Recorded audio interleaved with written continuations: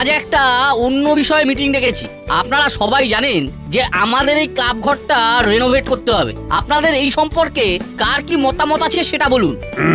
Renovate তো করতেই হবে। বেশ কিছু জায়গায় পলেস্তারা খসে গেছে, একটু নতুন করে করলে তো খুব ভালোই হয়। আমার মনে হয় ক্লাব ঘরটাকে একদম আধুনিক করে গড়ে তুলতে হবে। যদি এই ক্লাব ঘরে শরীর চর্চার ব্যবস্থা থাকতো তাহলে বেশ ভালো হতো। ছেলে মেয়েগুলো এখানে শরীর চর্চা করতো। বাহ, আরে আপনি তো আমার মনের কথাটা বলে দিলেন, খুব ভালো হয়। কি করালি বাবু, আপনি কিছু বলুন। আমার বলার সময় এখনো আসেনি, বলার সময় এলেই আমি বলবো। দাদু কিরকম একটা কথা বললো, বলার আবার সময় হয় নাকি?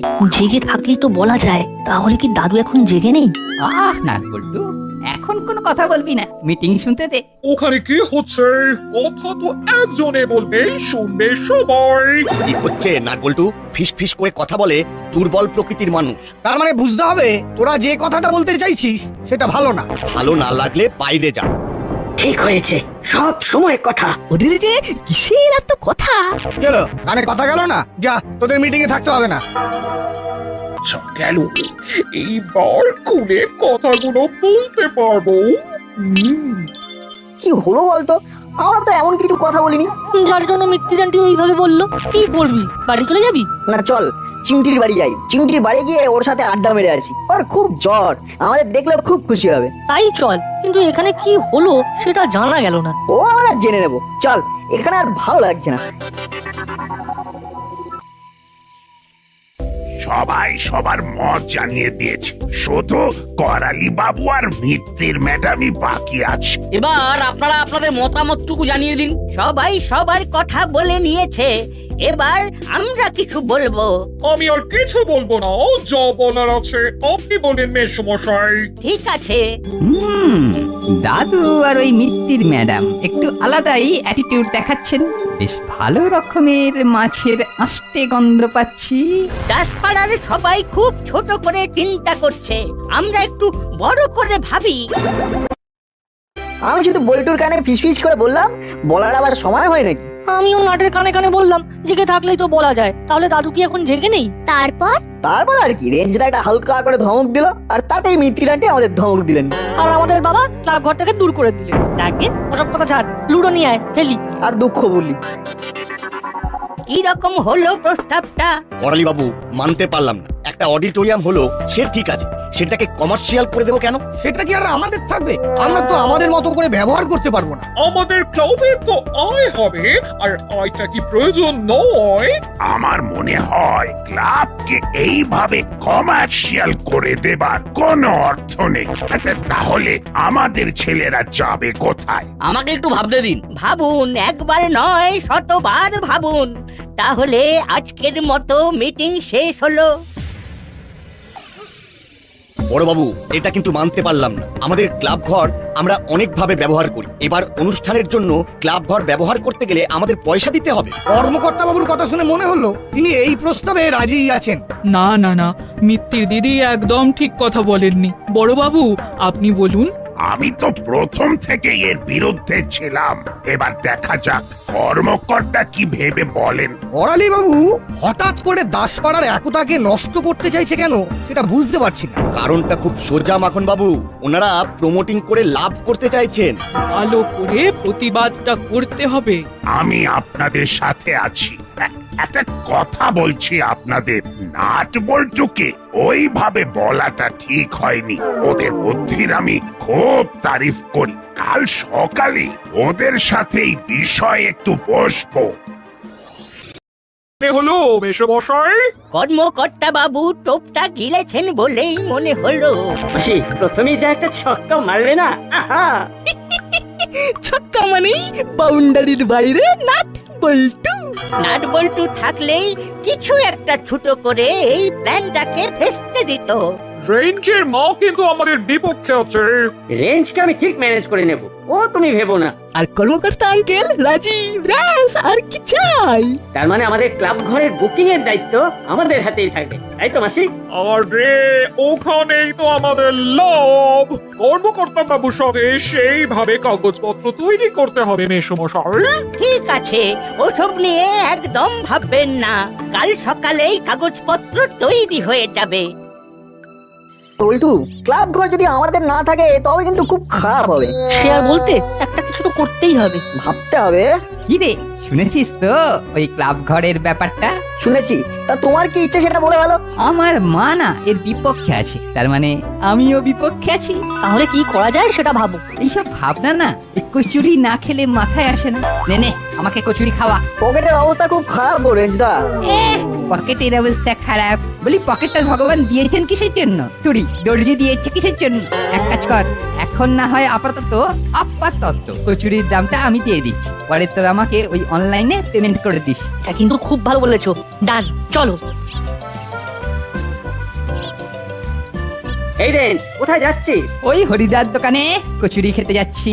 ও, আমরাও তো ওই দিকেই যাচ্ছি। ভালোই হলো, চলো। আজকের খাওয়াটা কিন্তু খাওয়াচ্ছে ওই নাট আর বল্টু। মা তাই? কেন রে নাট বল্টু? রেঞ্জদার মাথা থেকে বুদ্ধি নিতে। আসলে আমাদের ক্লাব ঘরটাকে বাঁচাতে হবে তো। সেগুড়ে বালি ও ক্লাব এখন আমাদের। ও তাই নাকি রে রেঞ্জ? চল চল, আমি তোকে কচুরি খাওয়াবো। চল, আমাদের বুদ্ধি শুদ্ধি কিচ্ছু লাগবে না, শুধু তোকে লাগবে। চল চল চল। আরে না রে না, এই লজ্জা দিস না। আসলে না, আমি একা একা খাবো না। প্রথমে কথা হয়েছিল ওই নাট বল্টুর সাথে, তাই ওদেরকে না নিলে না একটু কিরকম একটু ইনহিউম্যান লাগে, মানে খারাপ খারাপ লাগে। ঠিক আছে চল।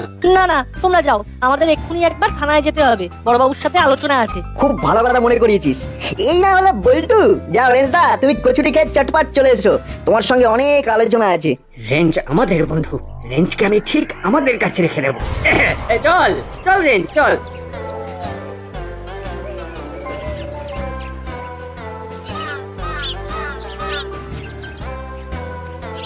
আমরা তিনজন এক থাকলেই সবকিছু ঠিকঠাক হয়ে যাবে। চল, আর দেরি করে লাভ নেই।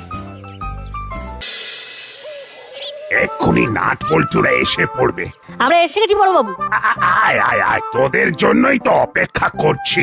বলুন বড়বাবু, আমরা কি করতে পারি? তোরা শুনেছিস তো ক্লাব ঘরটা মোটামুটি হাতছাড়া হয়ে গেল। যা মনে হচ্ছে কাল সকালে তোদের করালি দাদু আর ওই কর্মকর্তা আঙ্কেল কাগজপত্র সব সই করে ফেলবে। তাই নাকি? তবে তো আজকে রাতেই কিছু একটা করতে হয়। আরে কি করবি, তাড়াতাড়ি ভাব, কারণ কর্মকর্তা বাবু তো এক প্রকার রাজি হয়ে গেছে।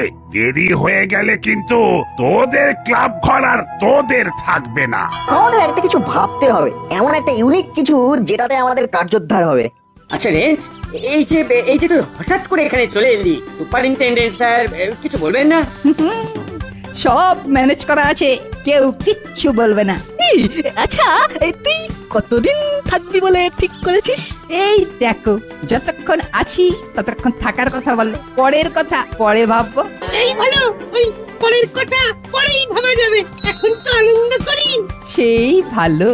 রেঞ্জ নিশ্চয়ই কিছু গোলমাল করেছে, নির্ঘাত পালিয়ে এসেছে। একবার জিজ্ঞেস করে দেখি কি বলে। বল না কতদিন আছি বল, সত্যি বল তো। এই কদিনে তোকে দেখে আমার মনে হচ্ছে কোথাও একটা গোলমাল আছে। বড়বাবু, আমরা একবার প্রফেসর আঙ্কেলের কাছে যাব। প্রফেসর আঙ্কেল নিশ্চয়ই কিছু একটা আইডিয়া দেবেন। ঠিক বলেছিস, তাহলে আজই চল।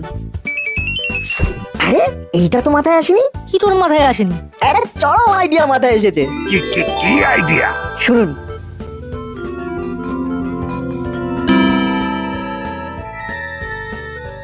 দারুণ ভেবেছিস। ভালো ভেবেছিস, কিন্তু যা করবি সাবধানে। জেলার মুড়িলালকে আমি বলে দেব, আমার কথা ওরা গুরুত্ব দিয়ে শুনবে। চল, পুরো বিষয়টা নিয়ে চিন্তির সাথে আলোচনা করি, তারপর প্রফেসর আঙ্কেলের সাথে কথা বলবো। যা, ও বেচারি জ্বরে পড়ে আছে, ও তোদেরকে দেখলে খুব আনন্দ পাবে। তাই তো যাচ্ছি, চিমটিকে পুরো বিষয়টা জানাবো। আসছি বড়বাবু। পাবে না। দেখে নিস যা জব্বর একটা প্ল্যান করেছি না, শুধু দেখবি। তোকে আমরা প্রতিদিনের ঘটনা পুরোপুরি বলে যাব। উফ, তোরা যে কত কি করছিস আর আমি তোদের সাথে থাকতে পারছি না। তাতে কি আছে, আমরা মনে করি আমরা তিনজন সবসময় একসাথে আছি। শোন, আমাদের আর একদম সময় নেই, যা করার আজকে রাত থেকেই করতে হবে। কাল সকাল থেকেই শুরু হবে নাটক। কাল থেকে কেন? নাটক তো আজ রাত থেকেই চালু হয়ে যাবে। চিন্তি, কাল সকালে এসে কি কি ঘটেছে তোকে সব জানাবো। এখন আমরা আসছি।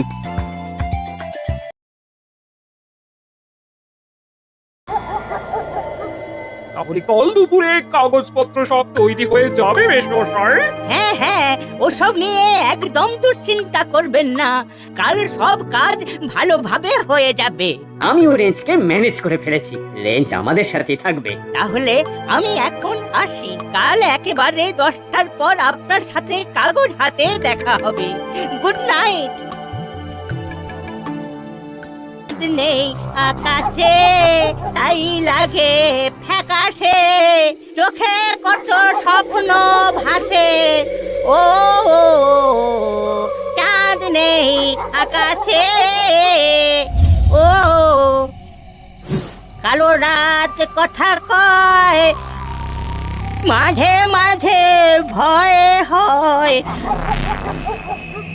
দূর থেকে কে যেন আসে।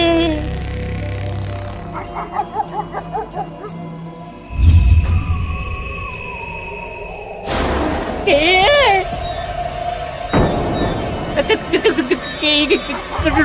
রক্ষা করো।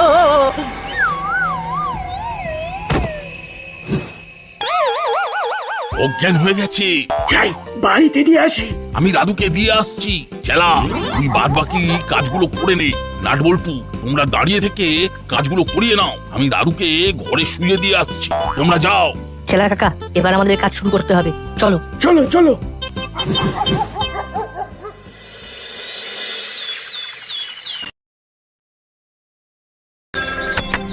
হ্যাঁ, হ্যালো। আমি বল্টুর মা বলছি। হ্যাঁ বলুন দিদি। সর্বনাশ হয়েছে। কেন, কি হয়েছে? মেসমশাই খুব অসুস্থ, কাল রাতে বাড়ি ফেরার সময় উনি নাকি ভূত দেখেছিলেন। ভূত? হ্যাঁ, দাসপাড়ায়? হ্যাঁ। আপনি কি করে জানলেন? আরে বল্টুর বাবা বাজার করতে গিয়ে খবরটা পেয়েছে। তা এখন কেমন আছে? বল্টুর বাবা বলল যে এখন একটু ধাতস্থ হয়েছে, কিন্তু ট্রমার মধ্যে আছে, একটু পরে দেখতে যাব। আমরা একসাথে যাব কিন্তু। ঠিক আছে ঠিক আছে। আবার কি?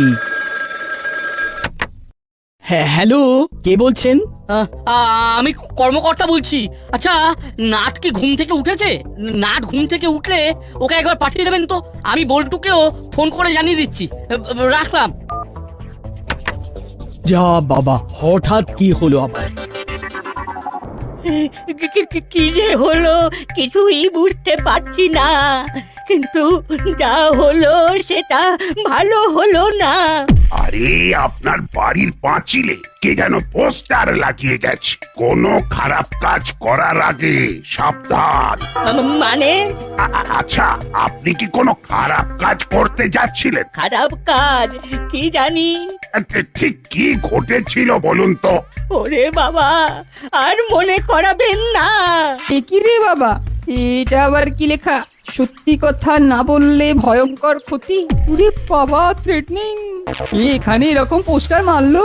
ওদিকে খুব খারাপ খবর আছে, তোদের করালি দাদুকে নাকি রাতে ভূতে ধরেছিল। দাদু খুব অসুস্থ। দাদুর বাড়ির পাঁচিলে পোস্টার পড়েছে, কোনো খারাপ কাজ করার আগে সাবধান। দাদুর বাড়ির পাঁচিলে পোস্টার? বাবা, ভালো চাও তো আসল কথা বলে ফেলো। এটা আমাদের বাড়ির দেওয়ালে কেন? বুঝেছি, লেটে হলো বুঝেছি। ইন্দ্রঘাত, ওই হুলোর কাজ। আমাকে ভয় দেখিয়ে ওদের দলে নিতে চাইছে। কি হলো, কথা কানে যাচ্ছে না? কি সত্যি গোপন করেছিস রেঞ্জ? এই মাটি করেছে, এইবার কি যে বলি। সত্যি বললে মায়ের মার তো একটাও বাইরে পড়বে না। উড়ি বাবা, কি জ্বালা। কিরে, চুপ কেন? কি কথা গোপন করেছিস? বিশ্বাস করো মা, বিশ্বাস করো, আমি কিচ্ছুটি করিনি। এইসব হলো ওই হুলোর কাজ। হুলো হুলো ওদের কাজে আমাকে নেওয়ার জন্য এইসব করেছে। আমি সত্যি বলছি মা, এক্ষুনি ওদের সাথে দেখা করে সব জানাচ্ছি। এটা না, এটা এক ধরনের ব্ল্যাকমেল মা। কি কিন্তু তুই কি লুকোচ্ছিস সেটা আগে বল। কেন তোকে ব্ল্যাকমেল করবে? তুই কি করেছিস? এ বাবা, এত কান্নাতেও মায়ের মন গলে না। কি গিরতে পড়লাম রে বাবা। এই মায়ের চোখ নাকি এক্সরে? আচ্ছা, তুই বোর্ডিং থেকে হঠাৎ এলি কেন? মানে ওই হঠাৎ মানে মন কেমন, তোমার জন্য না ভীষণ ভীষণ মন কেমন করছিল মা। চুপ, খালি মিথ্যে কথা। ঘরে চল, তোর হচ্ছে। সব গেল, কোথা থেকে কি যে হলো। ব্যাপারটা কি হলো বলুন তো কর্মকর্তা বাবু? আপনি কেমন যেন আপসেট হয়ে রয়েছেন। ফোনে আপনার গলাটা কেমন ভূতে পাওয়া মনে হলো। নাটবল্টু, আমি তোদের খুব কষ্ট দিয়েছি। কাল আমি বুঝতে পেরেছি ক্লাব ঘরটার জন্য তোদের ভালোবাসার সীমা নেই। কি হয়েছে আঙ্কেল? আমরা তো কিছুই বুঝতে পারছি না। তোরা শুধু এইটুকুনি জেনে রাখ, ক্লাব ঘরই থাকছে। হঠাৎ কি হলো আঙ্কেল? কি আর হবে, জানিস তো তোদের আন্টি আজ 3 দিন হলো বাবার বাড়ি গেছে। হ্যাঁ জানি তো। আমি একা থাকি। কাল রাতে ঘুমিয়ে পড়েছি, হঠাৎ একটা আওয়াজে ঘুম ভেঙে যায়। দেখি খোলা জানলা দিয়ে হু হু করে ধোঁয়া ঢুকছে, আর সেই ধোঁয়ার আস্তরণ সরিয়ে একটা কঙ্কাল আমার দিকে তাকিয়ে আছে। হঠাৎ কঙ্কালটা হেসে উঠলো।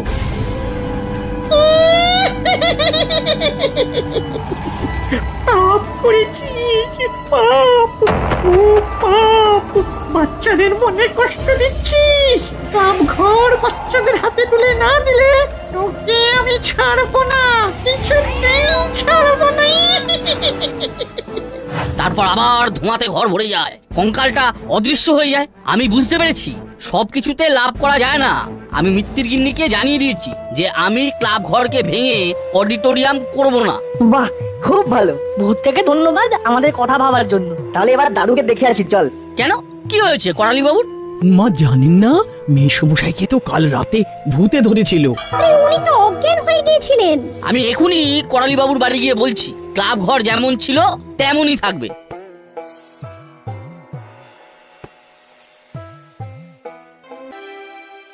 না না, এ হতে পারে না।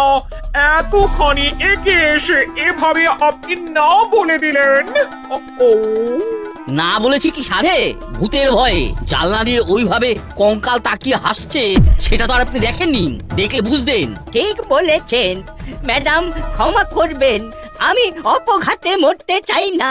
অডিটোরিয়াম হোক না দাসপাড়ার অন্য কোনো জায়গায়। খুব ভালো বলেছেন। ঠিক আছে, আমি এই অডিটোরিয়ামের জন্য জমির দায়িত্ব নিলাম। আর কর্মকর্তা বাবু, আপনি ক্লাব ঘর রেনোভেট করার দায়িত্ব চেলা আর মুড়িলালকে দিয়ে দিন। ঠিক আছে বড় বাবু, আপনি যা বলবেন। কিরে মুড়িলাল, পারবি তো?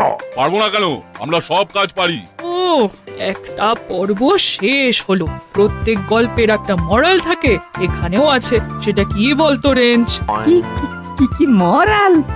মরাল কিন্তু মা সত্যি বলছি, ঠিক বুঝতে পারছি না। সেটা হলো সত্যি কখনো চাপা থাকে না। কিরে, তাই তো? হ্যাঁ না মানে হ্যাঁ। যাক, তাহলে আমাদের ক্লাব ঘর এই যাত্রায় বেঁচে গেল। তা করালি বাবু, এবার কি একটু ভালো বোধ করছেন? করছি, কিন্তু দিন শেষ হলে আবার তো রাত আসবে, সেই ভয়টাই করছি। আমি আছি তো দাদু, রাতে আপনার সাথে থাকবো। বাহ, এই তো সংসার সমাধান